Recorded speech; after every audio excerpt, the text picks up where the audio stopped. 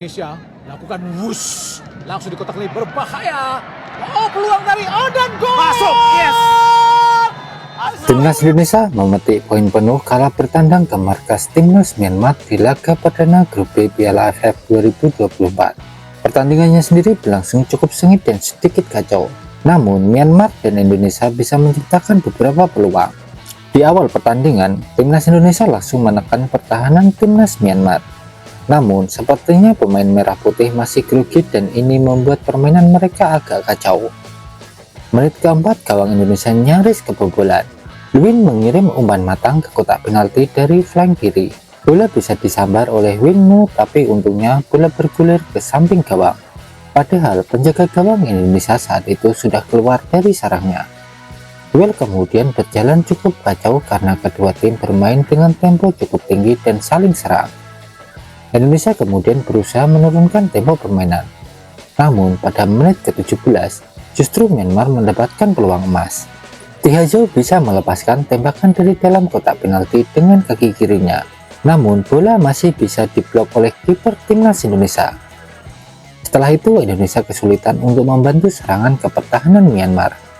Justru sang tuan rumah yang serangannya tampak menjanjikan. Namun di tengah laga skuad merah putih bisa memberikan tekanan balik pada Myanmar.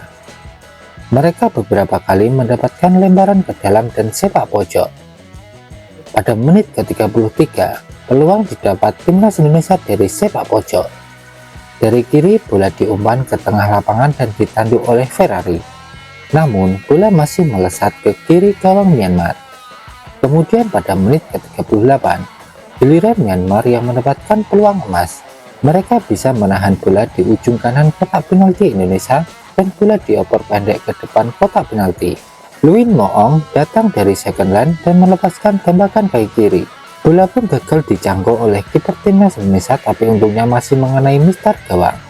Pada menit ke-42, Myanmar mengancam lagi. Kali ini dari sepakan Andakau dari luar kotak penalti.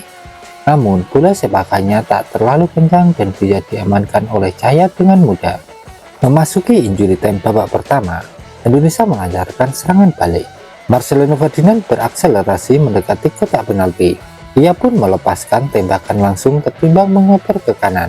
Sayangnya bola sepakannya melambung dari target. Pada akhirnya tak ada gol yang tercipta di babak pertama. Skor 0-0 untuk babak pertama.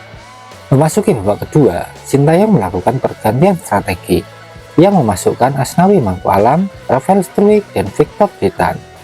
Mereka menggantikan Zanadin Faris, Arhan Kaka, dan Afrianto Niko. Pergantian pemain dan strategi ini membuat permainan Indonesia membaik. Mereka bermain lebih tenang dan teratur. Indonesia bisa menyerang tapi masih kesulitan menciptakan peluang. Arhan Fikri dan Rafael Struijk kemudian sempat mencoba melepaskan tembakan dari luar kotak penalti, tapi usaha keduanya belum membuahkan hasil. Pada menit ke-65, Indonesia menciptakan kekacauan di pertahanan Myanmar. Namun, usaha mereka cuma membuahkan sepak pojok saja. Pada menit ke-76, kebuntuan akhirnya tercipta. Timnas Indonesia bisa mencetak gol dari sepakan Asnawi Mangku Alam. Awalnya Indonesia mendapatkan lemparan ke dalam di sisi kiri gawang Myanmar dan bola dilempar ke tiang jauh.